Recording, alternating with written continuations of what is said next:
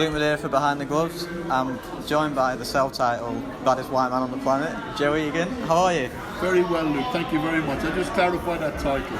I was Mike Tyson's sparring partner for a couple of years, and it was an honour to share the ring with him. And if you're going to get battered, you must get battered by the best. I've been battered by the best. But this particular day we're sparring. There was 4 white sparring partners. There knocked 3 of them. I was number 4. I got battered from pillar to post, but he never put me down. At the end of the spar, Mike said, Joe Egan is the toughest white man on the planet. Far, far from it. I was the toughest white man in the gym that day. But it's a nice compliment from the likes of Mike Tyson. And we're here at Ireland's Last Man Standing press conference, and it's a fantastic format, really, that's going to bring big-time boxing back to Ireland, hopefully. It's brilliant. The venue itself, the National Stadium, it's the home of Irish boxing. It's the only stadium in the world that's actually owned by a boxing association. Yeah. And it's an amphitheatre. It's for gladiators, and boxers are modern day gladiators. And this concept of the 3 rounds and the prize money is going to make for a great night of fights. I think the middleweight is it's an average sized man. Yeah.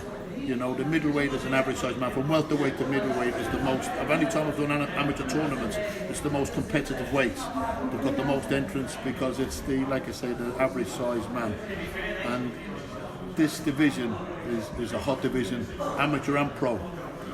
And these 8 fighters are 8 good fighters. Yeah. On the night, there's a lot to fight for. There's pride and a lot of money. So it's going to be explosive. And when you say explosive as well, the prize money for the knockouts, that's going to be an extra incentive. Yeah. I can't wait. I'm really looking forward to it. Yeah, and when you look at the guys, usually as professionals you'd say the one with the most experience has an edge, but in this you're kind of going back to the amateur format, so really the guy making a debut in this could actually have an advantage. You're right there, Luke, because the longer the pro fights, if that 8, 10, 12 rounds in particular, I never got to that level as a professional.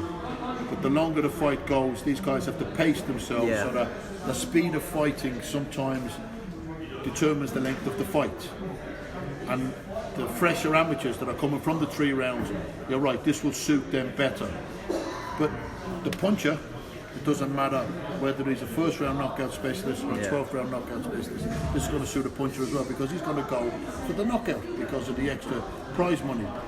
So it can work both ways, but it does, in my opinion, like you say as well, does suit the boxers that are not as experienced as pros, that have gone into the 8, 10, 12 rounds, that are still sort of novice pros because they haven't had the fight at a slower pace because of the longer rounds.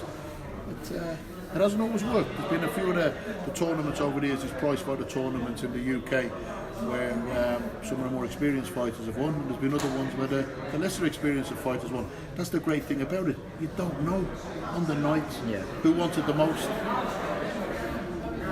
I can't wait.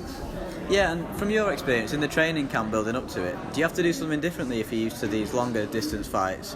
Because I suppose an amateur training camp is different to a professional training camp with the length of the fight, the sparring and that kind of thing, and maybe that could play a part. I've worked in title camps where fighters are preparing for 12-round title fights, and they run longer, so they do maybe 8, 10, 12 miles, you know, because the distance, the longer distance, the more miles they put on the road. The sparring sessions, they spar 8, 10, 12 rounds as well, whereas for this tournament the guys will probably be sparring 4, 5, 6 rounds to keep it what's the proper word, to keep it fast, furious, explosive. Yeah. Because you've only got the short amount of rounds to do it in. In this concept, in this tournament, you lose the first round, it's catch up. You know, you're chasing a fight then. In a 6, 8, 10, 12 round fight, you can afford to lose the first round. You know, pick some flaws in your opponent. This tournament, there'll be no waiting to pick flaws in your opponent, be straight at it. It'll be like two men locking horns in the centre of the ring. The one who wants it the most, that's the man that's going to win. Hey fight fans, it's Michelle Joy Phelps, and if you haven't already subscribed to my YouTube channel, make sure you go ahead and do so by clicking right here.